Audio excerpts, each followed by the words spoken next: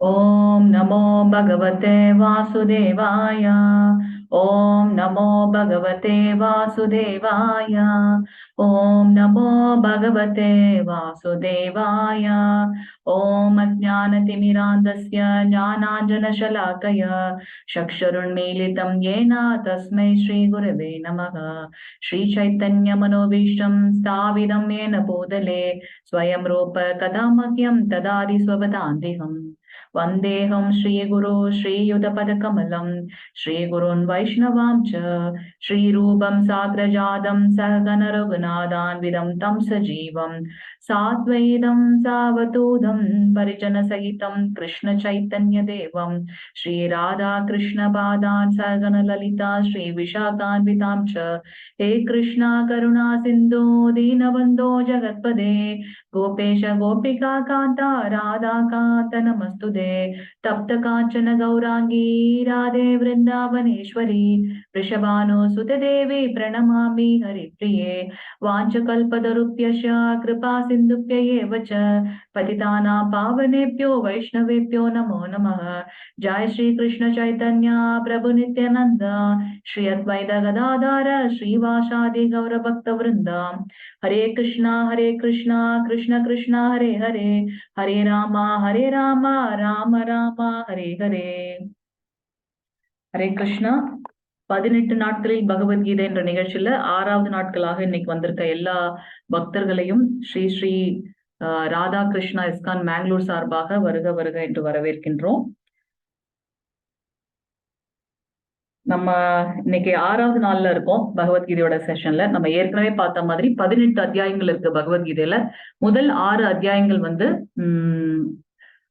கர்ம யோகத்தை பத்தி எக்ஸ்பிளைன் பண்றது. இரண்டாவது 6 அத்தியாயங்கள் வந்து பக்தி யோகத்தை பத்தியும், கடைசி 6 அத்தியாயம் வந்து ஞான யோகத்தை பத்தியும் நமக்கு எக்ஸ்பிளைன் பண்றது. அதுல இன்னைக்கு கடைசி சாப்டர்ல இருக்கும், மீன்ஸ் அந்த 6th சாப்டர்ல இருக்கும்.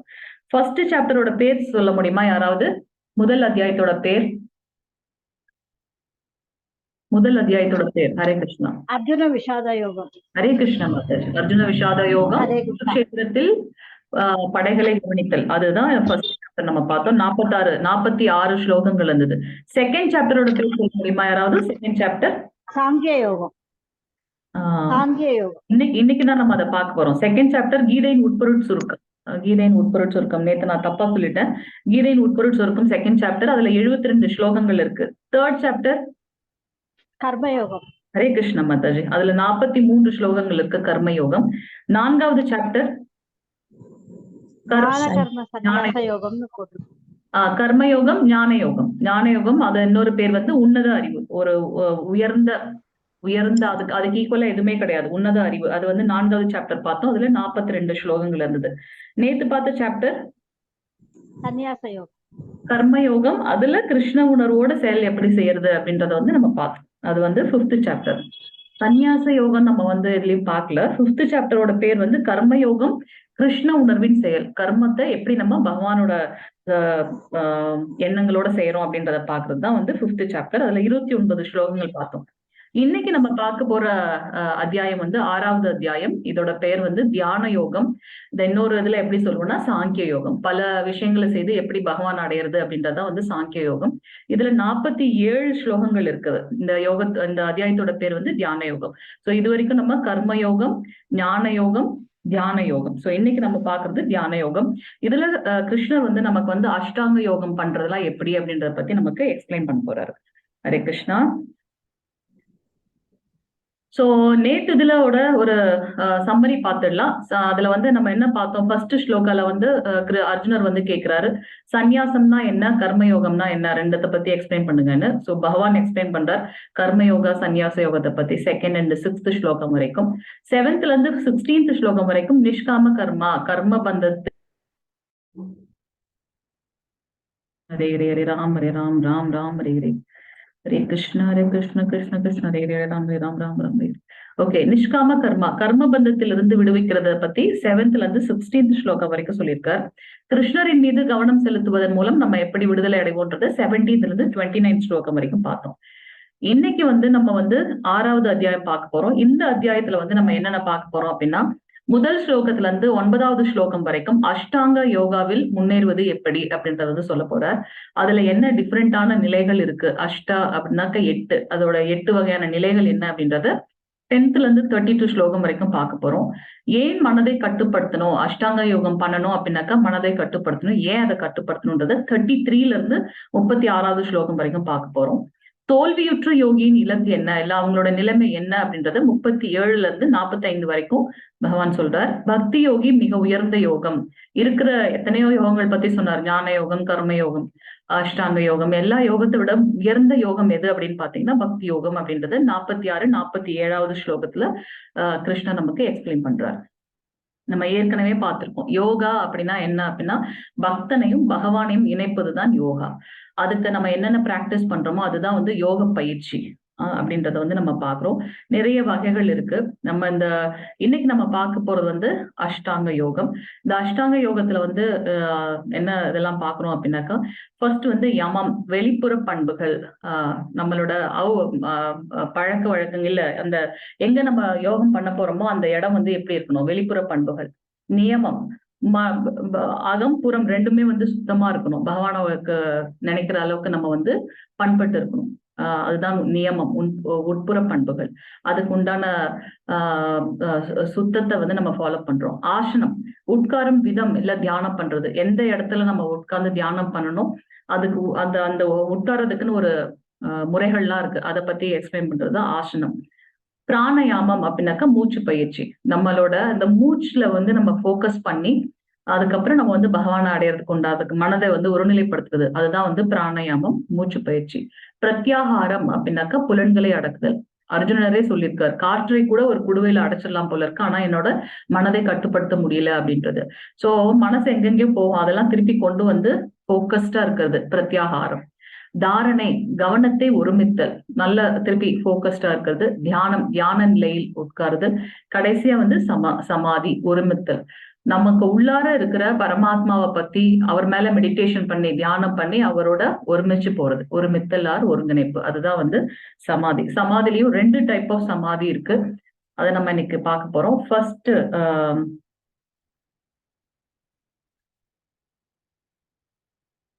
நேத்தியோடதுல 27th and 28th வந்து கடைசியா பகவான் சொன்னதை பத்தி ஜஸ்ட் ஒரு கிளிம்ஸ் பார்த்துடலாம். மாதாஜி படிக்கிறீங்களா? 27th and 28th. माताजी, हरे कृष्ण माताजी। सबक्षान् कृत्वा बहिर्बाहंश शशुश्चैवान्त्रे भ्रुवो प्राणापानौ समौ कृत्वा नासाप्यन्त्र शारिणौ यदेन्द्रियमनो बुद्धिर्मुनिर्मोक्षपरायणः विकदेश्चाभय क्रोधो यसदा मुक्त एव सः। हरे कृष्ण माताजी। இது நேத்தையோ சாப்டரோட லாஸ்ட் 2 ஸ்லோகம் பார்த்திருக்கோம். 29 ஸ்லோகம் இருக்கு.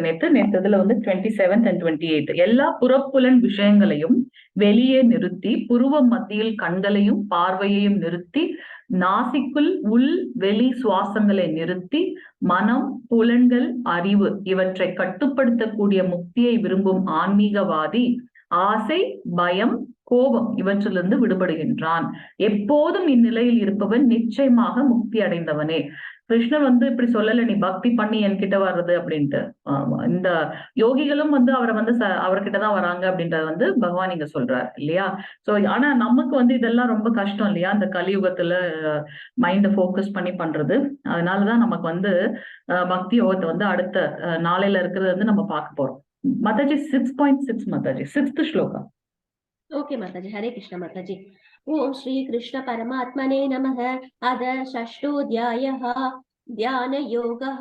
श्री भगवान् उवाच बन्धुरात्मनात्मनस्तस्य येनात्मैवात्मनाजितः अनात्मनस्तु तु शत्रुत्वे वर्तेतात्मैव शत्रुवत्। ஹரே கிருஷ்ண மாதாஜி. மனதை வென்றவனுக்கு மனமே சிறந்த நண்பனாகும், ஆனால் அவ்வாறு செய்ய தவறியவனுக்கோ அதுவே மிகப்பெரிய விரோதி ஆகும். நம்ம லாஸ்ட் இதுல எல்லாம் வந்து பார்த்தோம், 5 குதிரைகள் இருக்கு. நம்மளோட உடல் வந்து ஒரு ரதம் போன்று, அது வந்து இந்த புலன்கள் வந்து 5 குதிரைகள், அதை வந்து கட்டுக்குள் கொண்டு வரதான் அந்த மனம். மனத்தை அந்த கயிறை பிடிச்சிட்டு இருக்க ஒரு மனிதர் தான், அந்த தேரோட்டி தான் வந்து நம்மளோட புத்தி. அதுல உட்கார்ந்து பயணம் பண்றதுதான் வந்து ஆத்மா அப்படின்ற மாதிரி பார்த்திருக்கோம். சோ மனம் வந்து இந்த 5 புலன்களோட கனெக்ட் பண்ணி புத்தியோட இருக்கு. சோ புலன்கள் எங்கெல்லாம் இழுத்து செல்லுதோ அங்கெல்லாம் மனது போயிடுச்சு அப்படின்னா, புத்தி வந்து கண்ட்ரோல் பண்ணல அப்படின்னாக்கா நம்மளால ஒரு ஒருமிச்சு பகவானை நினைச்சு நம்ம வந்து இது பண்ண முடியாது அப்படின்றத பாக்குறோம். சோ மனசு நமக்கு வந்து சிறந்த நண்பனாகவும் இருக்குது, அதே சமயத்துல நமக்கு வந்து பெரிய விரோதியாகவும் இருக்கு. எப்ப புத்தி சொல்றத வந்து மனம் கேட்கின்றதோ அப்ப அது வந்து சிறந்த நண்பன். புத்தி சொல்றத வந்து மனம் கேட்காமல் மனம் சொல்வதை புத்தி கேக்குதோ அப்ப வந்து மனம் வந்து நமக்கு மிகப்பெரிய விரோதி அப்படின்றத பாக்குறோம். இப்பெல்லாம் வந்து யோகம் அப்படின்றது, யோகம் வந்து வெறும் மூச்சு பயிற்சி பண்றதோ இல்ல உடற்பயிற்சி பண்றதோ இல்ல இமாலய மலைக்கு போறது, அந்த புலனின்ப இதுல வந்து வசதிகளை வந்து மேம்படுத்துறது, அதெல்லாம் வந்து யோகம் இல்ல.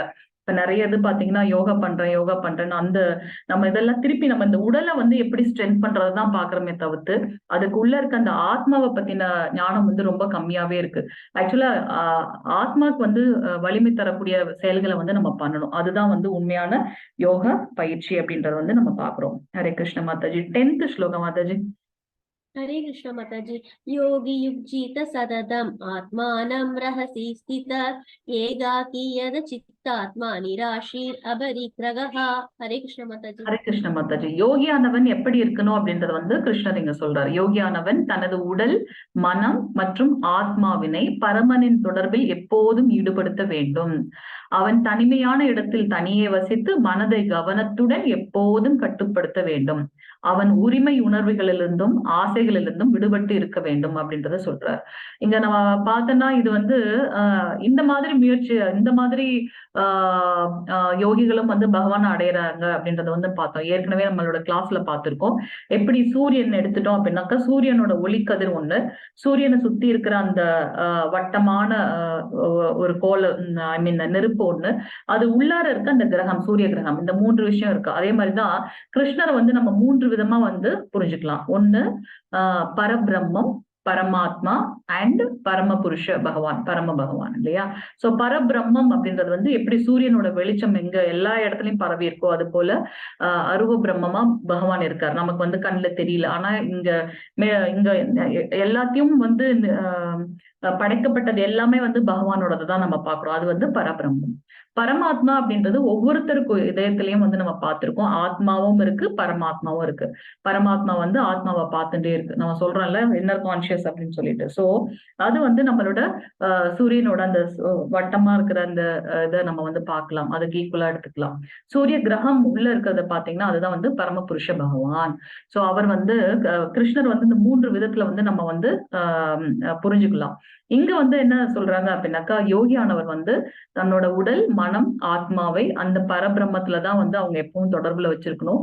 ஜட உலக பற்றோட அவங்களோட அட்டாச்மெண்ட் இருக்கக்கூடாது. கவனமா வந்து மனதை கட்டுப்படுத்தி இருக்க வேண்டும்.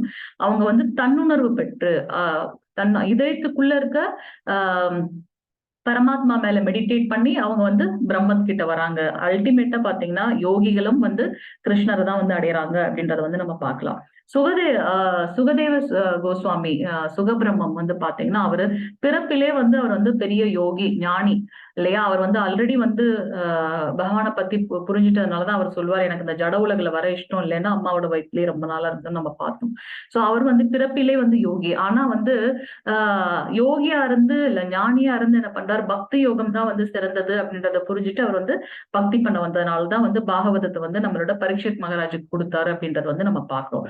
சோ யோகி சும்மா அப்படியே ஓகே நான் யோகா பண்றேன் அப்படி இல்ல. அவங்க உண்மையாலுமே வந்து அவங்களோட உடல், மனம், ஆத்மா எல்லாத்தையுமே வந்து பரமனோட தொடர்புல எப்பவுமே ஈடுபடுத்த வேண்டும் அப்படின்றத பாக்குறோம். அவங்க வந்து இந்த ஜட பற்றெல்லாம் இல்லாம தனிமையா ஒரு இடத்துல இருந்து மனதை வந்து கவனத்தோட இருக்கணும். அதனாலதான் நம்மளோட இந்த பாகவதெல்லாம் படிச்சீங்கன்னா நல்லா அரசாட்சி பண்ணுவாங்க தர்மத்தோட. ஆனா அந்த கிங்டம் எல்லாம் வந்ததுக்கு அப்புறம், வயதானதுக்கு அப்புறம் என்ன பண்ணுவாங்கன்னா அவங்க வந்து அவங்களோட குழந்தைகளுக்கு அதை கொடுத்துட்டு அடுத்த தலைமுறைக்கு கொடுத்துட்டு அரசாங்கத்தை அவங்க வந்து தனிமையை நோக்கி போய் காட்டுல போய் தவம் பண்ணுவாங்க அப்படின்றத பாக்குறோம். சோ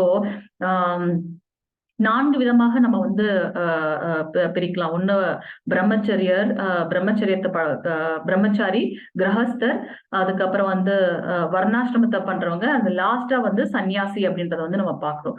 சோ எல்லாத்தையும் ஆண்டு அனுபவிச்சு முடிச்சு கடைசியா என்ன பண்ணணும்னா பகவானை நோக்கி அவங்களோட தியானம் இருக்கணும் அப்படின்றத நம்ம இங்க பார்க்கலாம். Hare Krishna Mataji. 11th and 12th Mataji. हरे कृष्ण माताजी। शुशौ देश प्रतिष्ठाप्य स्थिरम् आसनम् आत्मनः नात् उच्चरितं नादिनीचं चैलाजिन कुशोत्तरम् तत्रैकाग्रं मनः कृत्वा यदचित्तेन्द्रियक्रियः उपविश्यासने पुञ्ज्यात् योगम् आत्म विशुष्यते। हरे कृष्ण माताजी। ஹரே கிருஷ்ண மாதாஜி. யோகத்தை பயில தனிமையான இடத்திற்கு சென்று நிலத்தில் தர்பை புல்லை பரப்பி அதனை மான் தோலாலும் மென்மையான துணியாலும் மறைக்க வேண்டும். இப்ப நம்ம அடுத்து வந்து ஆசனம் வந்து என்ன எப்படி இருக்கணும்? ஃபர்ஸ்ட் என்ன சொன்னாரு? ஜடப்பற்று இல்லாம இருக்கணும். பகவான் இங்க வந்து கிருஷ்ணன் நமக்கு எக்ஸ்பிளைன் பண்றாரு. யமம், வெளிப்புற பண்புகள், ஜடப்பற்று இல்லாம இருக்கணும். அடுத்தது பாத்தீங்கன்னா வந்து தனிமையான ஒரு இடத்துக்கு போகணும். மனதளவுல வந்து அவங்க பற்றற்று இருக்கணும் அப்படின்றத பார்த்தோம். அடுத்தது வந்து ஆசனத்தை பத்தி எக்ஸ்பிளைன் பண்றாரு. இந்த அஷ்டாங்க யோகம் வந்து என்ன என்ன எக்ஸ்பிளைன் பண்ணுது அப்படின்னு பாத்தீங்கன்னா, உடல் மனம் அதை நம்ம வந்து எப்படி பயிற்சி பண்ணணும் அப்படின்றத வந்து அஷ்டாங்க யோகம் வந்து நமக்கு எக்ஸ்பிளைன் பண்ணுது. அந்த மனம் வந்து எப்படி இருக்கணும் அப்படின்னாக்கா, அதுல வந்து பௌதிக பற்றுகள் இல்லாம பிரம்மச்சரியத்தை ஸ்ட்ரிக்டா ஃபாலோ பண்ணி, காற்று வீசாத இடத்தில் உள்ள தீபம் எப்படி அசையாம ஒரு தீர்க்கமா இருக்கோ அதே போல அவங்க மனசை வந்து ஒருநிலைப்படுத்தி ஒழுங்குபடுத்தப்பட்ட பழக்க வழக்கங்களை ஃபாலோ பண்ணும்போது வந்து மனம் வந்து கட்டுக்குள் வரும் அப்படின்றத பார்க்கலாம்.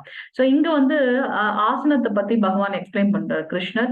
உட்காரும் விதம், அந்த இடம் எப்படி இருக்கணும் அப்படின்றத, தனிமையான இடத்துக்கு போகணும். அதுக்கு மேல ஒரு நிலத்துல வந்து தர்பை புல்லை பரப்பி அதுக்கு மேல மான் தோலாலும் மென்மையான, இப்பெல்லாம் எப்படி நம்ம மான் தோல்லாம் எங்க கிடைக்குது? அது மட்டும் இல்ல, ஏன் அந்த மாதிரி பண்றாங்கன்னா அந்த புழு பூச்சி எல்லாம் வராது. ஏன்னா அவங்க மெடிடேஷன் பண்ண இருந்துட்டாங்க அப்படின்னாக்கா அவங்களுக்கு வந்து இந்த வெளியில என்ன நடக்குதுன்றதே தெரியாது இல்லையா? நம்ம வந்து நரசிம்மரோட அவதாரத்துல வந்து பார்த்தோம். ஹிரண்யகசிபு வந்து அப்படிதான் வந்து மெடிடேஷன் பண்ணிட்டே இருக்கும்போது அவர் உடம்பு வந்து அந்த எறும்பு புத்து வந்து ஃபுல்லா அரிச்சிருச்சு, ஒண்ணுமே இல்லை அப்படின்ற மாதிரி எல்லாம் நம்ம பார்த்திருக்கோம். சோ அவங்க வந்து யோகிகள் வந்து தியானம் பண்ண ஆரம்பிச்சிட்டாங்க அப்படின்னாக்கா வெளியில என்ன நடக்குதுன்றதே தெரியாது. அதனால மேக்சிமம் வந்து இந்த மான் தோல் வந்து புழு பூச்சி எல்லாம் வந்து அவங்கள வந்து கஷ்டப்படுத்தாம இருக்கிறதுக்காக இருக்கு அப்படின்றத பாக்குறோம். அது மட்டும் இல்ல, தூய்மையின் ஒரு ஒரு செயலாவும் நம்ம பாக்குறோம். அது மட்டும் இல்ல, இந்த மாதிரி யோகா தவம் பண்ணணும் அப்படின்னாக்கா அவங்க வந்து ஒரு புண்ணிய தலத்துக்கு தான் போகணும். கங்கா, யமுனா, சரஸ்வதி அந்த மாதிரி புண்ணிய ஸ்தலத்துக்கு போய் அங்க அவங்க வந்து அமைதியான இடத்துல இருந்து அவங்க தியானம் பண்ணணும் அப்படின்றத பாக்குறோம். அந்த ஆசனம் எப்படி இருக்கணும் அப்படின்றத வந்து இங்க நம்ம பாக்குறோம். ஆசனம் மிக உயரமாகவோ தாழ்வாகவோ இல்லாமல் புனித இடத்தில் அமைந்திருக்க வேண்டும். பின்னர் இதன் மேல் ஸ்திரமாக அமர்ந்து மனம், புலன்கள் மற்றும் செயல்களை கட்டுப்படுத்தி மனதை ஒருமுகப்படுத்தி இதயத்தை தூய்மைப்படுத்துவதற்காக யோகியானவன் யோகத்தை பயில வேண்டும் அப்படின்றத வந்து கிருஷ்ணர் இங்க நமக்கு எக்ஸ்பிளைன் பண்றார். Hare Krishnan. Mataji 15th Mataji. Hare Krishna Mataji. Hand rice பண்ணிருக்காங்க. ஹரே கிருஷ்ணன். ஹேண்ட் ரைஸ் பண்ணிருக்கார் பிரபுஜி. பிரபுஜி சொல், படிங்க பிரபுஜி. ஹரே கிருஷ்ண மாதாஜி. ஹரே கிருஷ்ணா பிரபுஜி. படிங்க. பிரத்யாஹர யுஜ்ஜன்ன ஏவத் சதாத்மானம் யோகி நியத மானச சாந்திம் நிர்வாண பரமாம் மத் சம்சதாம் அதிகச்சதி. ஹரே கிருஷ்ணா பிரபுஜி. இவ்வாறாக உடல், மனம் மற்றும் செயல்களை இடையறாது கட்டுப்படுத்த பழகிய யோகி தனது ஒழுங்குபடுத்தப்பட்ட மனதுடன் பௌதீக வாழ்வை கலைந்து இறைவனின் திருநாட்டை அடைகின்றான் அப்படின்றத வந்து நம்ம பார்க்கணும். சோ ஒரு ஸ்டெப் பை ஸ்டெப்பா வந்து எக்ஸ்பிளைன் பண்ற பிராணாயாமத்துல நம்ம ஏற்கனவே பார்த்துருக்கோம். வெளிப்புற மூச்சு அதை வந்து போக்கஸ்டா பண்ணணும் அப்படின்றத வந்து கிருஷ்ணன் சொல்லியிருக்கார். இப்ப பிரத்யாகாரால வந்து புலன்களை எப்படி அடக்கி மனசை வந்து ஒழுங்குபடுத்தி மனதை வந்து பௌதிக வாழ்வை கலைந்து இறைவனின் திருநாட்டை அடைறதுக்கு வந்து ஹெல்ப்ஃபுல்லா இருக்கு அப்படின்றத நம்ம பாக்குறோம். ஹரே கிருஷ்ணா பிரபுஜி. 16th ஸ்லோகா பிரபுஜி. 16வது ஸ்லோகம். ஹரே கிருஷ்ணா மாதாஜி. ஹரே கிருஷ்ணா பிரபுஜி.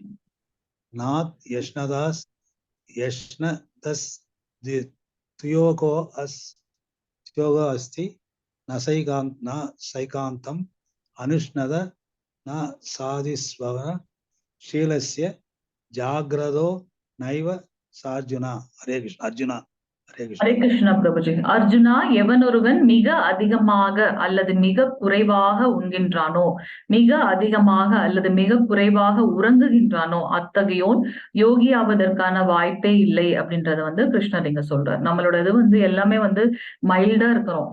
நம்மளோட எத்தனை தேவையோ அதைதான் வந்து சாப்பிடணும். அதுக்கேத்த மாதிரிதான் வந்து நம்மளோட உறக்கம் இருக்கணும் அப்படின்றத பாக்குறோம். இதுல இருந்து அளவுக்கு அதிகமா எது பண்ணாலுமே வந்து நம்ம சொல்லுவோம் இல்லையா, அளவுக்கு மிஞ்சினால் அமிர்தமும் நஞ்சுன்னு. அதை வந்து இங்க நம்ம வந்து ஒரு எடுத்துக்காட்டா எடுத்துக்கலாம். ஹரே கிருஷ்ணா பிரபுஜி. 17th ஸ்லோகம். ஹரே கிருஷ்ணா மாதாஜி. யுக்தாஹர விஹாரஸ்ய யுக்த சேஷ்டஸ்ய கர்மசு யுக்த ஸ்வப்னாவ போதஸ்ய யோகோ பவதிது கஹா. ஹரே கிருஷ்ண பிரபு. உண்ணுதல், உறங்குதல், உழைத்தல், கேளிக்கை ஆகிய பழக்கங்களை நெறிப்படுத்தியவன் யோக பயிற்சியின் மூலமாக எல்லா துன்பங்களையும் பெருமளவில் நீக்கிவிட முடியும். நம்ம ஆல்ரெடி அதுக்கு வந்து அக்வெண்ட் ஆயிட்டோம், ஆல்ரெடி நம்ம பிராக்டிஸ் பண்ணிட்டோம்னாக்கா இது நமக்கு வந்து ரொம்ப கஷ்டமா இருக்காது. ஆக்சுவலா நமக்கும் விலங்குகளுக்கும் என்ன டிஃபரன்ஸ்? ரெண்டு பேருமே வந்து ஈட்டிங், அதுக்கப்புறம் வந்து ஸ்லீப்பிங் அண்ட் மேட்டிங், டிஃபெண்டிங், இந்த 4 விஷயத்தை தான் பண்றோம். ஆனா மனிதர்களை வந்து விலங்கு கிட்ட இருந்து நம்மள வந்து டிஃபரன்ஷியேட் பண்ணி பாக்குறது வந்து நம்மளோட பகுத்தறிவு. நம்ம வந்து தன்னுணர்வை பெறணும். நம்ம எதற்காக வந்தோம், நம்மளோட டியூட்டி என்ன, நான் அதை ஒழுங்கா பண்றேன்னா, அதை நான் எங்கிறது கத்துப்போம், சாஸ்திரத்தை ஃபாலோ பண்றோம்னு சொல்றோம். சாஸ்திரத்துல சொல்லப்பட்டிருக்க மாதிரி நம்ம கிருஷ்ணரை பார்த்திருக்கோமா, இல்ல அதுல நிறைய விஷயங்கள் நம்ம படிக்கிறோம். ஆனா அதுக்கெல்லாம் வந்து இது எல்லாமே அப்டிராக்ட். நம்ம வந்து அதை ஃபீல் தான் பண்ண முடியும், உணரதான் முடியும். ஆனா இதை எப்படி கண் கூட பார்க்கலாம் அப்படின்னாக்கா, சாஸ்திரத்தை சொல்லப்பட்டிருக்க மாதிரியே ஒரு ஒரு ஒரு ஒரு பக்தன் வந்து ஃபாலோ பண்ணும்போது பாத்தீங்கன்னா அவர்கிட்ட நிறைய சேஞ்சஸ் இருக்கும். ஏன் அந்த சேஞ்சஸ்னா, அவங்க எப்படி சாஸ்திரத்துல சொல்லப்பட்டதை ஃபாலோ பண்ணாங்களோ அதனால அவங்களுக்கு சேஞ்சஸ் ஆயிருக்கு. அப்ப அந்த சாஸ்திரம் வந்து உண்மைதானே, அப்ப வந்து நம்ம அதை வந்து ஃபாலோ பண்ணணும் அப்படின்றத பாக்குறோம். சோ இங்க வந்து கிருஷ்ணர் என்ன சொல்றாரு அப்படின்னாக்கா, எதையுமே வந்து ஒரு அளவோட இருக்கணும். உண்ணுதல், உறங்குதல், உழைத்தல், கேளிக்கை. நம்ம பாத்தீங்கன்னா இப்ப எல்லாரும் 12 hours மேல ஒர்க் பண்றோம். எதுக்கு பின்னாடி நம்ம ஓடுறோன்னே தெரியாமயே நிறைய ஓடிட்டு இருக்கோம். அதெல்லாம் முடிச்சு திரும்பி பார்க்கும்போது பாத்தீங்கன்னா யாருமே நம்ம கூட இருக்க போறது இல்லை. சோ நம்மளோட வேலையாக இருக்கட்டும், இல்ல நம்மளோட மத்த பேர்டன்ஸா இருக்கட்டும், எல்லாத்தையுமே வந்து ஒரு அளவா வச்சுக்கணும் அப்படின்றத பாக்குறோம்.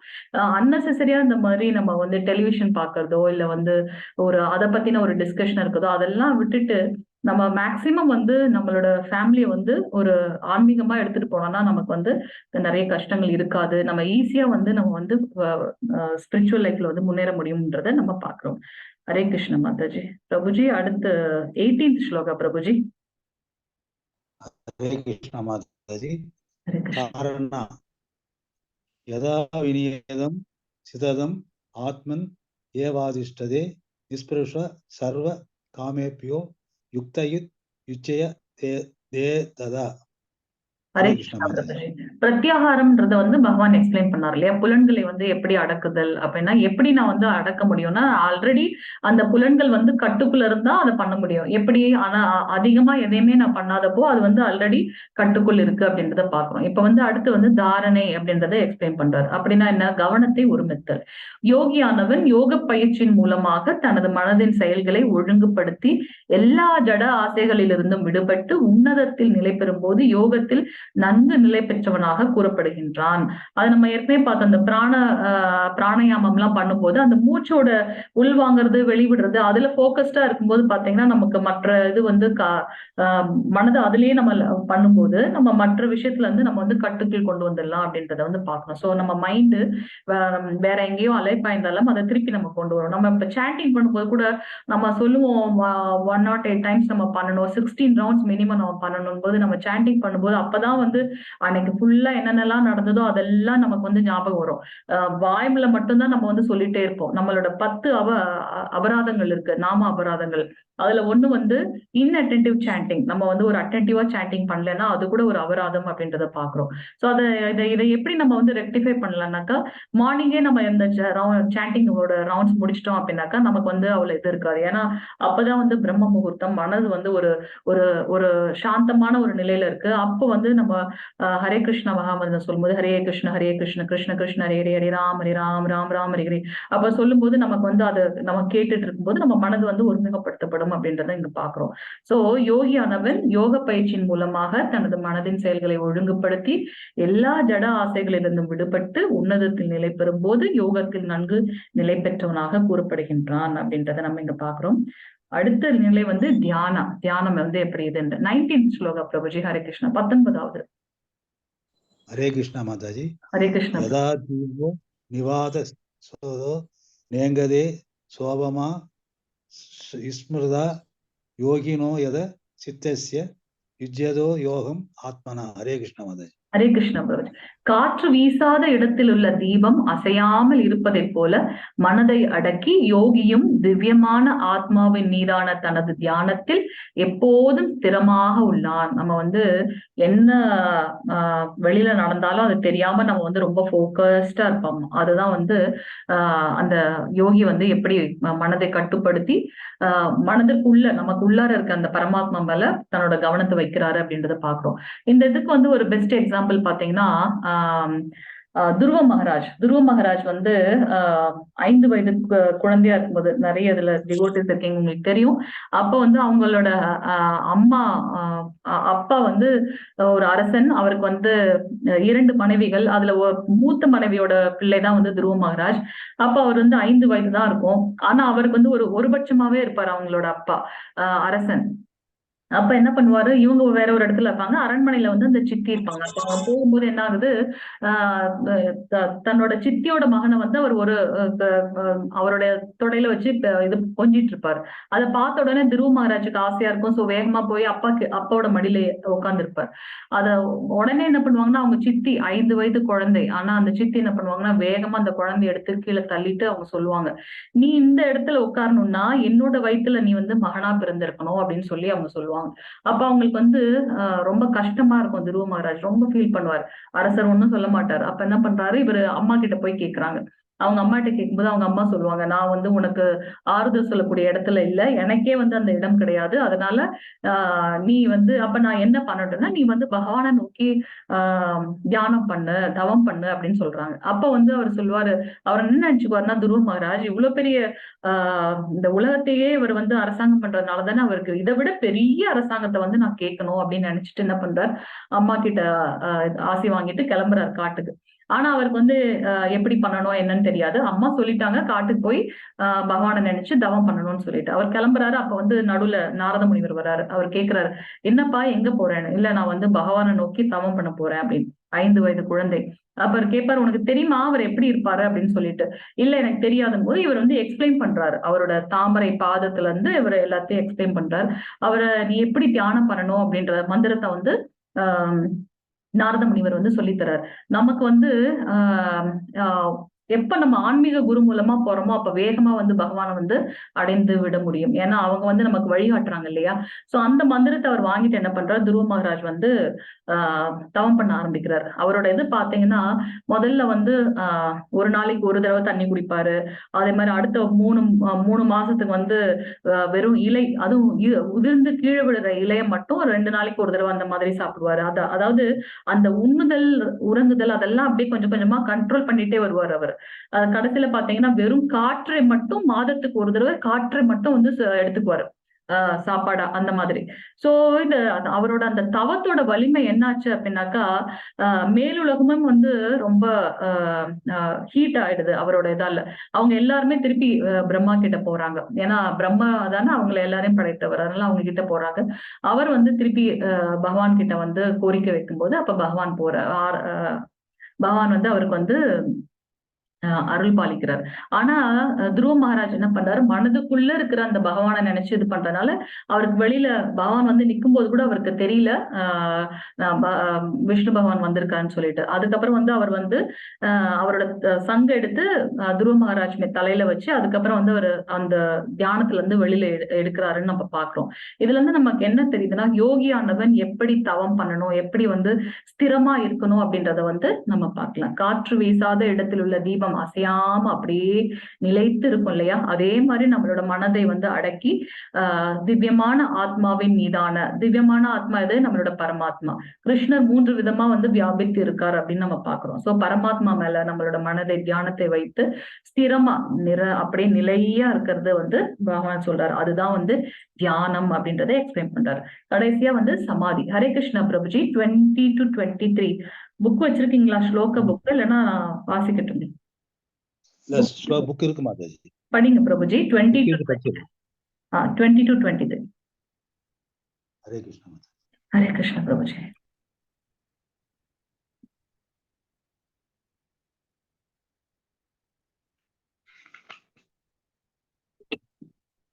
हरे कृष्ण माताजी. हरे कृष्ण प्रभु. यत्रो परमदे चित्तं निरुत्तं योग सेवया यत्र सैवात् मनात्मानं पश्यन्न आत्मनि दृश्यति सुखम् आत्यत्तिकं यत् तत् बुद्धि राह्यम् अधीर्यं वेति यत्र नैसायं चलति तत्त्वदा यं लब्ध्वा सापरं लाभं मन्यते नादिकं तद यस्मिन् स्थिति तो न तुकेन ऋणाभि विशाल्यते तं विद्यात् तुह संयोग वियोगं योग संचिदं. हरे कृष्णा माताजी. ஹரே கிருஷ்ணா பிரபுஜி. சமாதி என்று அழைக்கப்படும் பக்குவ நிலையில் மனம் யோக பயிற்சியின் மூலமாக ஜட செயல்களில் இருந்து முழுமையாக விலக்கப்படுகின்றது அப்படின்றத வந்து பகவான் இங்க சொல்றார்.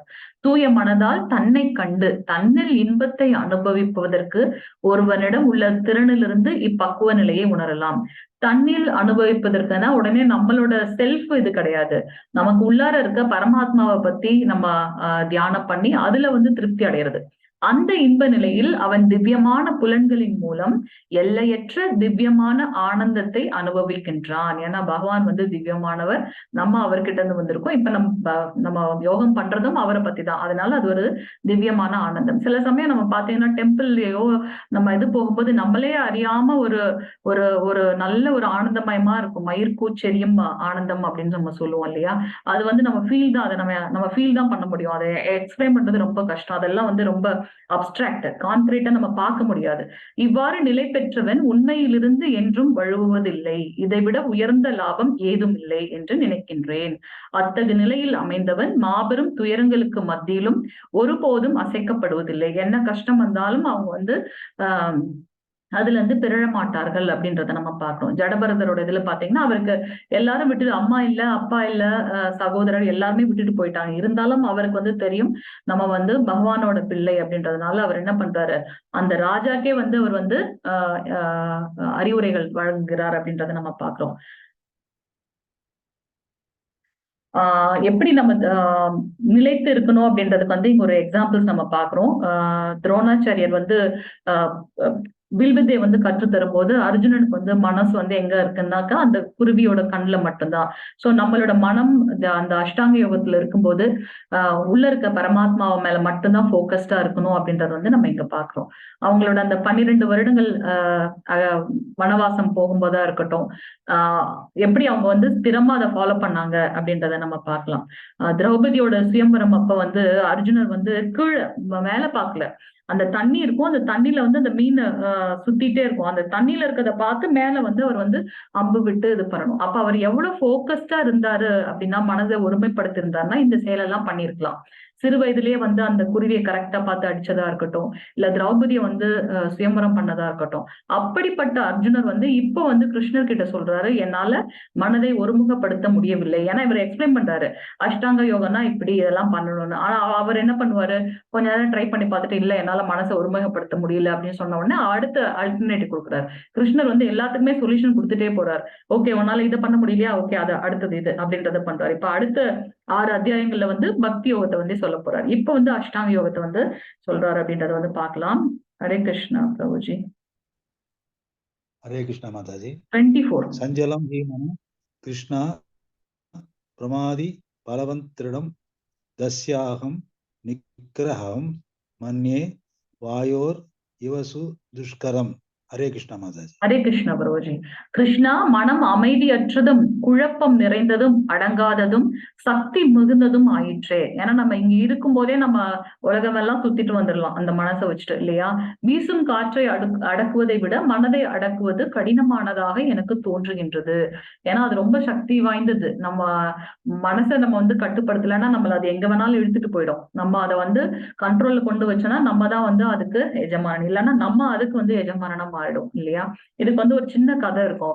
ஒரு குருவி வந்து முட்டை போட்டு வச்சிருக்குமா கடலோட அந்த ஓரத்துல.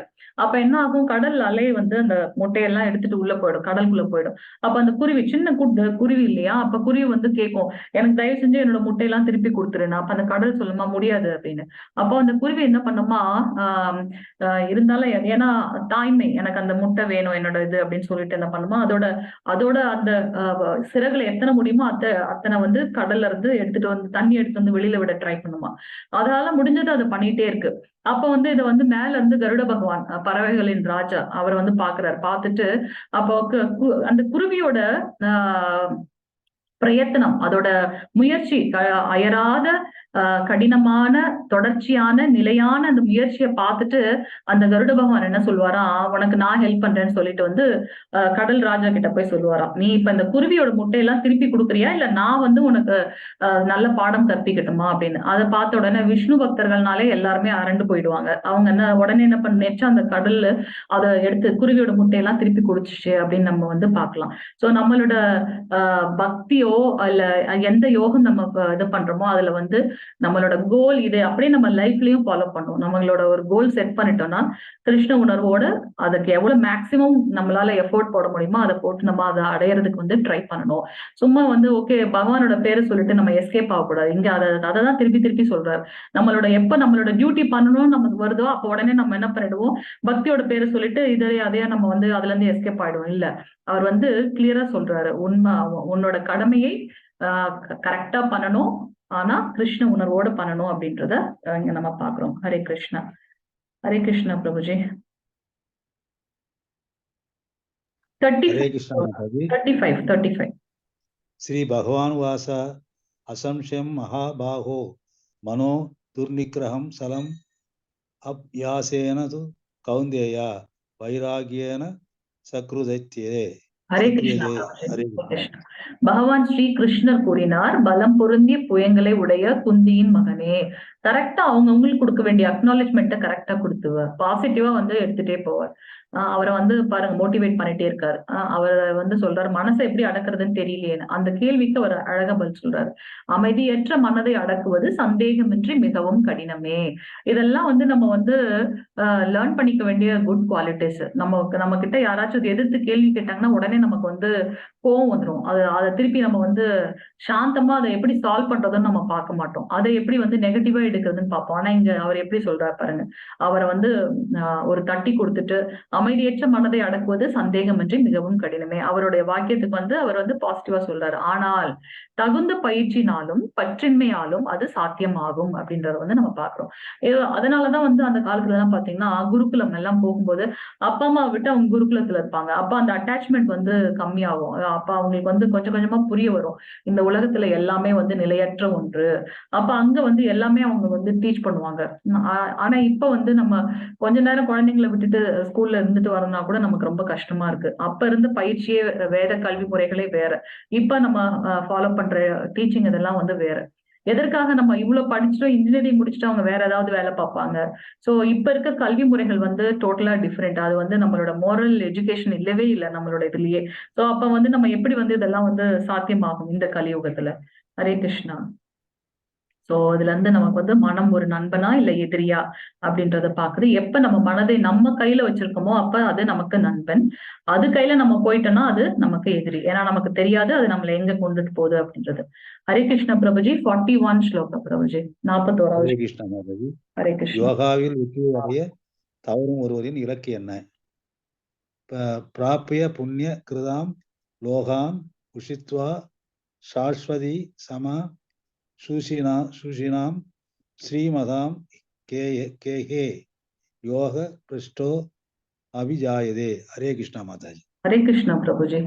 சோ வெற்றி அடையாத யோகி புண்ணிய ஆத்மாக்களின் லோகங்களில் பற்பல வருடங்கள் அனுபவித்த பின் நல்லோரின் குடும்பத்தில் அல்லது பெரும் செல்வந்தரின் குடும்பத்தில் பிறக்கின்றான். நம்ம வந்து ஒரு அஷ்டாங்க யோகால ட்ரை பண்றோம், ஆனா அதுல வந்து வெற்றி அடைய முடியல அப்படின்னாக்கா அதுக்கேத்த மாதிரி என்ன பலன்கள் இருக்கும் நம்ம பார்த்திருக்கோம். புண்ணியங்கள் கிடைச்சா மேலுலகம், பாவங்கள் கிடைச்சா கீழுலகம்.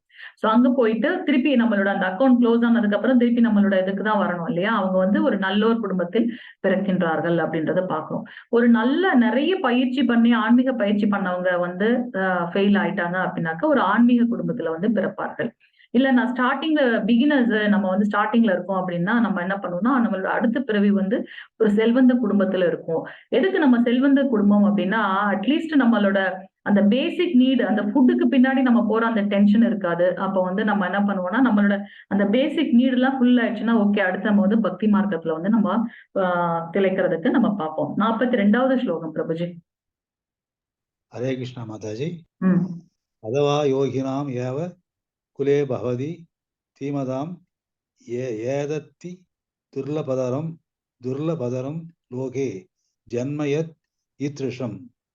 ஹரே கிருஷ்ணா மாதாஜி. ஹரே கிருஷ்ணா பிரபுஜி. அல்லது நீண்ட கால யோக பயிற்சிக்கு பின் வெற்றி அடையாதவர் அறிவில் சிறந்து விளங்கும் ஆன்மீகிகளின் குடும்பத்தில் அல்லது குலத்தில் பிறப்பது உறுதி. இத்தகைய பிறவி நிச்சயமாக இவ்வுலகில் மிக அரிதானதாகும். நம்ம இதை வந்து கண் கூட பார்க்கலாம். 5 வயது குழந்தை கூட வந்து பாத்தீங்கன்னா அவங்களோட பக்தி வேற லெவல்ல இருக்கும். நம்ம கொஞ்சம் வயதானவங்களுக்கு இருக்கிற இது விட கம்பேர் பண்ணும்போது 5 வயது குழந்தைங்களுக்கு எல்லாம் வந்து பாத்தீங்கன்னா யூடியூப்ல எல்லாம் நீங்க பார்க்கலாம். அவங்களோட இது வந்து ரொம்ப ஸ்ட்ராங்கா இருக்கும். அது ஏன் அப்படின்னா அது எப்படி நமக்கு வரும்? குழந்தைங்க எல்லாருமே ஒரே மாதிரிதான் இருக்காங்க இல்லையா. ஆனா அவங்க பிறக்கும் போதே அவங்களுக்கு அவ்வளவு ஒரு ஞானம் எங்கிருந்து வருது அப்படின்னாக்கா அது வந்து நம்மளோட முற்பிறவியோட இம்பாக்ட் தான் சொல்லணும். முற்பிறவில நம்ம என்ன பண்ணிருக்கோமோ அதை வந்து நம்ம இப்ப கேரி ஓவர் பண்றதுனாலதான் இப்ப பாருங்க நம்மளோட இதுலயே 20-22 பேர் இருக்கும். எத்தனையோ விஷயங்கள் இருக்கு. ஆனா நமக்கு வந்து நம்மளோட எல்லா ஆக்டிவிட்டிஸையும் விட்டுட்டு அட்லீஸ்ட் ஒரு கொஞ்ச நேரம் என்னன்னு நம்ம கேட்கலாம்னு சொல்லி வந்திருக்கோம் இல்லையா.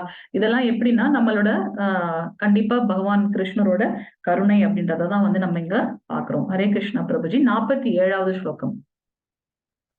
ஹரே கிருஷ்ணா மாதாஜி. யோகினாம் அபி சர்வேஷாம் மத்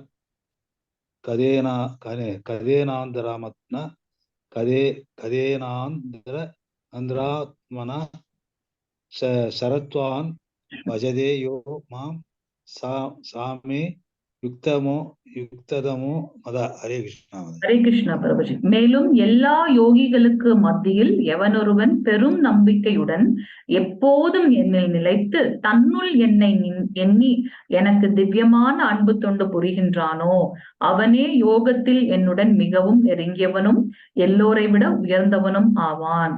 இதுவே எனது அபிப்பிராயம் அப்படின்றத வந்து கிருஷ்ணர் இங்க சொல்றார்.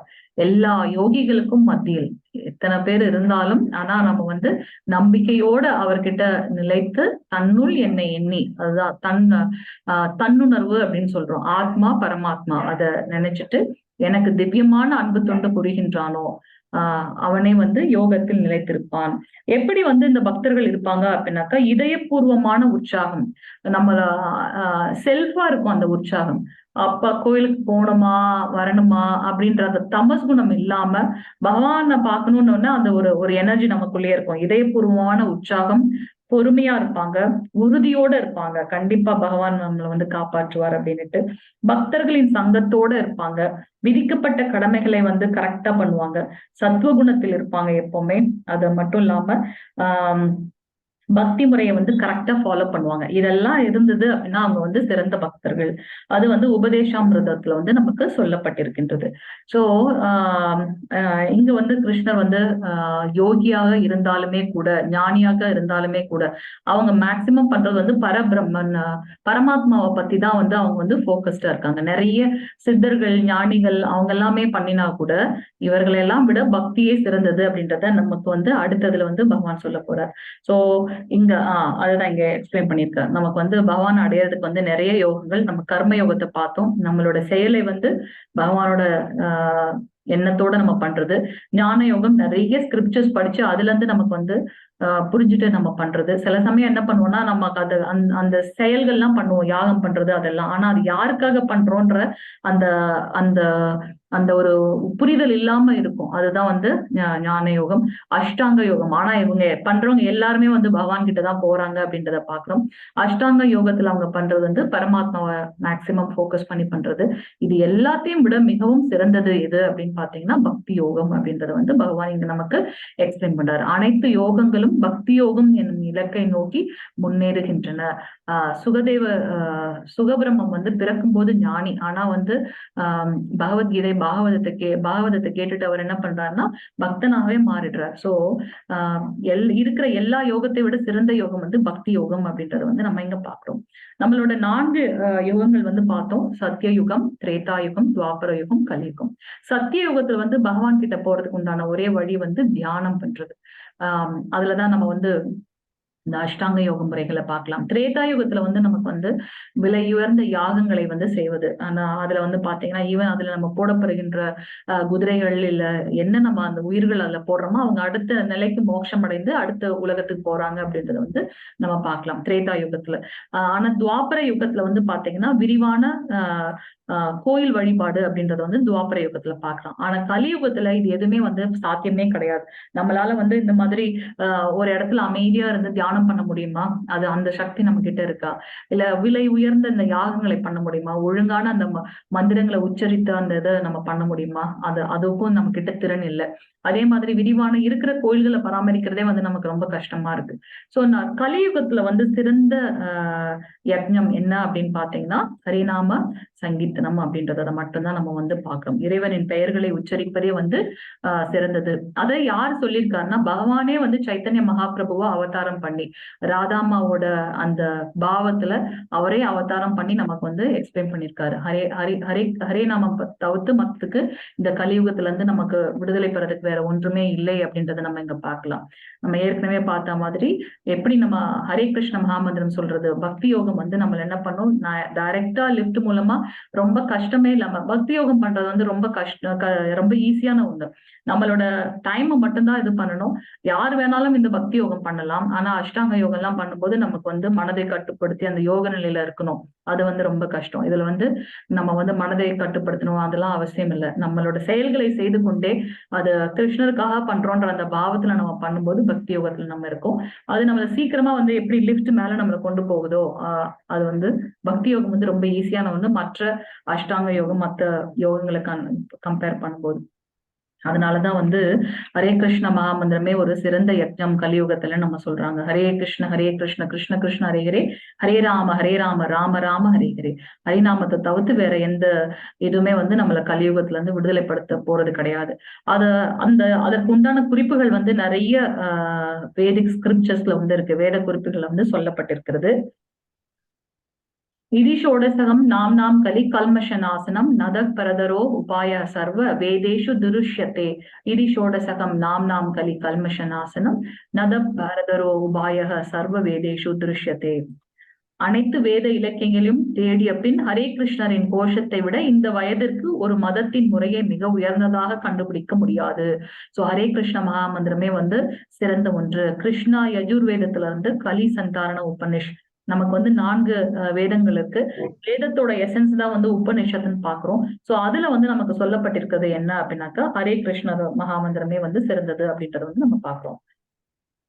அடுத்தது பாத்தீங்கன்னா சைத்தன்ய சரிதாமிருதா ஆதி லீலால வந்து இந்த மாதிரி சொல்லப்பட்டிருக்கு. ஹரேர் நாம இவ கேவலம் கலௌ நாஸ்சேவ கதிர் அன்யதா. சண்டை மற்றும் பாசாங்குத்தனமான இந்த யுகத்தில் கலியுகத்துல அதுதானே நடக்குது. யாராவது நல்லபடியா பேசினா கூட இவங்க ஏன் நம்ம கிட்ட இப்படி பேசுறாங்கன்ற ஒரு தாட் வந்துருது நமக்கு. சண்டை மற்றும் பாசாங்குத்தனமான உண்மை இல்லாத இந்த யுகத்தில் விடுதலையின் ஒரே வழி கிருஷ்ணருடைய பரிசுத்த பெயர்களை உச்சரிப்பதுதான். வேறு வழி இல்லை அப்படின்றத வந்து சொல்லப்பட்டிருக்குது சைத்தன்ய சரிதாமிரத ஆதி லீலால.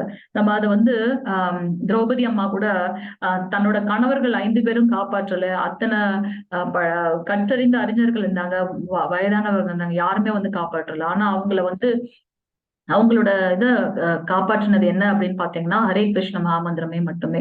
துவாரகாபுரி கிருஷ்ணா அவங்க சொன்ன அந்த வார்த்தை. சோ கிருஷ்ணருக்கும் பகவான் கிருஷ்ணருக்கும் அவரோட பெயருக்கும் வந்து எந்த டிஃபரன்ஸுமே இல்லை அப்படின்றத வந்து நம்ம பாக்குறோம். அதனாலதான் வந்து நம்ம ஹரே கிருஷ்ண மகாமந்திரம் சொல்றோம். ஏற்கனவே அவர் சொல்லியிருக்காரு, ஒரு முறை ஒருத்தர் வந்து ஹரே கிருஷ்ண மகாமந்திரம் சொன்னாலும் அவன் பக்தனே அப்படின்றத வந்து நம்ம கிருஷ்ணரே சொல்லியிருக்காரு. நம்ம இறக்கும் தருவாயில் நம்ம மறந்தாலும் வந்து பகவான் வந்து நம்மளை கைவிட போறதில்லை. அதனாலதான் நம்ம வந்து இப்பவே வந்து நம்மள பிராக்டிஸ் பண்ண ட்ரை பண்ணணும். வேத குறிப்புகள்ல வந்து ஹரே கிருஷ்ண மகாமந்திரத்தோட குறிப்புகள் வந்து கொடுக்கப்பட்டிருக்கு. கலேதோஷ நிதேராஜன் அஸ்தி ஹயக்கோ மகான் குண கீர்த்தனா ஏவ கிருஷ்ணஸ்ய முக்த சங்க பரம் பிரஜேத். என் அன்பான ராஜா, கலியுகத்தில் குறைபாடுகள் நிறைந்திருந்தாலும் இந்த வயதை பற்றி இன்னும் ஒரு நல்ல குணம் இருக்கின்றது. வெறுமனே ஹரே கிருஷ்ண மகாமந்திரத்தை உச்சரிப்பதன் மூலம் ஒருவர் ஜட அடிமைத்தனத்திலிருந்து விடுபட்டு ஆழ்நிலை ராஜ்யத்துக்கு உயர்த்தப்படலாம் அப்படின்றத வந்து இங்க சொல்லப்பட்டிருக்குது.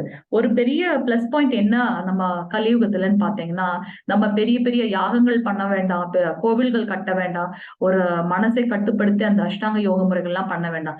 ரொம்ப சிம்பிளா நம்ம பண்ண வேண்டியது என்ன அப்படின்னாக்கா ஹரே கிருஷ்ண மகாமந்திரம் சொல்றது மட்டுமே. நம்ம அந்த ஹரே கிருஷ்ண மகாமந்திரம் சொல்றது கூட நமக்கு ரொம்ப சில சமயம் கஷ்டமா இருக்கும். ஏன்னா 84 லட்சம் பிறப்புகள் இருக்கு நமக்குன்றத சாஸ்திரத்துல படிக்கிறோம். அப்ப இத்தனை லட்சம் பிறப்புகள்ல வந்து நம்ம கிட்ட இருக்கிற அந்த காமம், கோபம், பேராசை அதெல்லாம் வந்து நம்மள வந்து பக்தி மார்க்கத்துல கொண்டு போக விடாம நம்மள வந்து தடுக்கும். அது மாயா வந்து கிருஷ்ணரோட இன்னொரு அம்சம் அப்படின்றத பாக்குறோம். சோ அவர்கிட்ட வந்து சண்டை போட்டு நம்மளால ஜெயிக்க முடியுமா? முடியாது. ஆனாலும் எப்படி அந்த சிட்டுக்குருவி வந்து தன்னோட முட்டையை காப்பாத்துறதுக்காக அதோட சிறகுல வந்து அந்த கடல் நீரை கொண்டு வந்து போட ட்ரை பண்ணிச்சோ, அதே மாதிரி நம்ம வந்து நம்மளோட ஸ்திரமா நிலையா கண்டிப்பா வந்து நான் வந்து எனக்கு எவ்வளவுதான் கஷ்டம் வந்தாலும், எவ்வளவு இடர்பாடுகள் வந்தாலும் நான் கண்டினியூஸா வந்து என்னோட ஹரே கிருஷ்ண மகாமந்திரத்தை சொல்லி பகவானை பத்தி தெரிஞ்சுக்க நான் ட்ரை பண்ணுவேன் அப்படின்றத வந்து நம்ம ஸ்திரமா பண்ணும்போது பகவானே பார்த்துட்டு மாயா நமக்கு வழி விட்டு பகவானை தெரிஞ்சுக்கக்கூடிய ஹெல்ப் வந்து நமக்கு பண்ணும் அப்படின்றத வந்து நம்ம பார்க்கலாம். யஜ்ஞானம் ஜப யஜ்ஞோஸ்மி. கிருஷ்ணன் ஆகிய நான் யாகங்களில் என் பெயர்களை உச்சரிக்கும் ஜப யஜ்யம் ஆவேன். கிருஷ்ணரே வந்து சொல்றாரு 10th கேண்டோல 10th அத்தியாயத்துல வந்து 25th ஸ்லோகால யஜ்ஞானம் ஜப யஜ்ஞோஸ்மி. அதனாலதான் வந்து நம்ம பிரபுபாதர் வந்து ஹரே கிருஷ்ண மகாமந்திரத்தை வந்து உச்சரிக்கணும் அப்படின்றத சொல்றார். கிருஷ்ணன் ஆகிய நான் யாகங்களில் என் பெயர்களை உச்சரிக்கும் ஜப யஜ்யம் ஆவேன். சோ நம்ம வந்து ஜபம் பண்றது வந்து ஜஸ்ட் லைக் தட் கிடையாது. எப்படி ஒரு யஜ்ஞம் பண்ணும்போது அதுக்கு உண்டான பொருட்களை வச்சுட்டு அதுலயே நம்ம போக்கஸ்டா இருப்போம் இல்லையா, ரொம்ப ஸ்திரமா அந்த நம்மளோட நினைவுகள் எல்லாமே அதுலயேதான் இருக்கும், கவனமா பண்ணுவோம். அதே மாதிரி நம்மளோட ஹரே கிருஷ்ண மகாமந்திரம் சொல்லும் போதும் அந்த இதோட பண்ணணும். ஏன்னா கிருஷ்ணான்னு சொன்ன அடுத்த நிமிஷம் வந்து கிருஷ்ணர் உடனே ஓடி வந்துட்டாரு, என்னோட பக்தன் கூப்பிடுறான் அப்படின்னு சொல்லிட்டு. எப்படி அந்த கஜேந்திர மோட்சத்துல வந்து யானை வந்து ஆதி மூலமே அப்படின்னு கூப்பிட்ட உடனே கிருஷ்ணர் ஓடி வந்தார், அதே மாதிரி நம்ம எப்ப அவரோட பெயரை சொல்றோமோ, எப்படி திரௌபதி வந்து கிருஷ்ணான்னு சொன்ன உடனே அவருக்காக அவங்க ஹெல்ப் பண்ணாங்களோ அதே மாதிரி.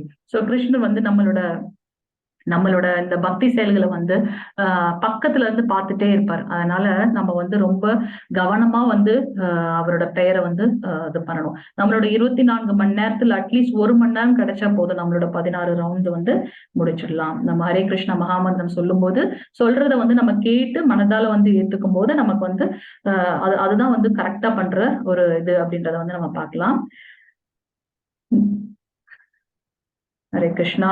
नाम्ना मकारी बहुधा निज सर्व शक्तिस् तत्रार्पिता नियमिता स्मरणेन कालाः एतदृशी दवा कृपा भगवान ममापि दुर्दैवम ईदृशम निहाजने नानुरागः. चैतन्य चैतामृतத்துல அந்தியலீலா 20th இருந்து சாப்டர்ல வந்து 16th ஸ்லோகா. என் ஆண்டவரே, கடவுளின் உயர்ந்த ஆளுமை உங்கள் புனித பெயரில் வாழும் நிறுவனத்திற்கு அனைத்து நல்ல அதிர்ஷ்டங்களும் உள்ளன. எனவே உங்களுக்கு கிருஷ்ணா மற்றும் கோவிந்தா போன்ற பல பெயர்கள் உள்ளன. உங்கள் பெயர்களை நீங்கள் அந்த பெயர்களில் முதலீடு செய்துள்ளீர்கள் மற்றும் அவற்றை நினைவில் கொள்வதற்கு கடினமான மற்றும் வேகமான விதிகள் எதுவுமே இல்லை. ரொம்ப சிம்பிள்.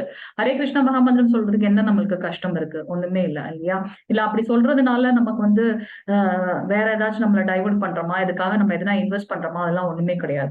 சோ இது வந்து ரொம்ப ஈஸியான ஒண்ணு அப்படின்றத வந்து சைத்தன்ய சரிதாமிரத்தை வந்து நம்ம பார்க்கலாம். ஹரே கிருஷ்ணா. சோ இன்னையோட சாப்டர்ல நம்ம பார்த்தது அஷ்டாங்க யோகானா என்ன அப்படின்றத வந்து பகவான் சொன்னார். அதுல வந்து அஷ்ட அப்படின்னாக்க 8 விதமான நிலைகள் இருக்கு அப்படின்றத பாக்குறோம். நம்ம ஏன் வந்து மனதை கட்டுப்படுத்தணும்? அஷ்டாங்க யோகத்துல வந்து 2 பண்ணணும். ஒண்ணு வந்து உடல் பயிற்சி, இன்னொன்னு வந்து மனப்பயிற்சி. உடல் பயிற்சி நம்ம அளவா சாப்பிடுறது, அளவா தூங்குறது. மனப்பயிற்சி வந்து மனதை வந்து ஒருமுகப்படுத்துறது. அந்த 8 விதமான இதை பார்த்தோம். சப்போஸ் நான் இந்த இதெல்லாம் நான் பண்ணி தோல்வி அடைந்துட்டேன் அப்படின்னா என்ன பண்றது? அஷ்டாங்க யோகத்துல மேக்சிமம் நம்ம என்ன பண்றோம்னா நமக்குள்ள இருக்கிற பரமாத்மாவை தெரிஞ்சுக்க ட்ரை பண்றோம். சோ கிருஷ்ணர் வந்து 3 விதமா வியாபித்திருக்கார் அப்படின்றத பாக்குறோம். பரபிரம்மம், பரமாத்மா, பரம புருஷ. சோ பரபிரம்மம்ன்றது நம்ம அருவ பிரம்மம், பரமாத்மா நமக்குள்ளார இருக்கவர், பரம புருஷர் கோலோக விருந்தாவனத்துல வந்து இருக்க கிருஷ்ணரை பத்தினது. வைகுண்டத்தை விட அடுத்த மேல இருக்கிறது வந்து கோலோக விருந்தாவனம் அப்படின்றத வந்து நம்ம இங்க பார்க்கிறோம். சப்போஸ் நான் இதெல்லாம் ட்ரை பண்ணி நான் வந்து அவரை அடைய முடியல அப்படின்னு நம்ம வந்து என்ன ஆகும்னா அடுத்த பிறவில ஒரு ஆன்மீக குடும்பத்திலேயோ இல்ல வந்து ஒரு செல்வந்தரோட குடும்பத்திலேயோ நம்ம பிறக்கின்றோம் அப்படின்றத பார்க்கலாம். ஹரே கிருஷ்ணா ஹரே கிருஷ்ணா கிருஷ்ண கிருஷ்ண ஹரே ஹரே ஹரே ராம் ராம் ராம் ஹரே ஹரே. வாஞ்சகல்பதருத்யஸ்ய கிருபா சிந்தத்யேவ பதிதானாம் பாவனேப்யோ வைஷ்ணவேப்யோ நமோ நமः. அனந்த கோடி வைஷ்ணவருந்தே கி ஜெய். ஜெய் ஸ்ரீல பிரபுபாத் கி ஜெய். All glories to assembled devotees. Hare Krishna Hare Krishna. மாதாஜி பிரபுஜி இன்னையோட செஷன்ல ஏதாவது டவுட்ஸ் இருந்தது அப்படின்னாக்கா கேளுங்க. ஹரே கிருஷ்ணா மாதாஜி. ஹரே வாழ்க வளமுடன்.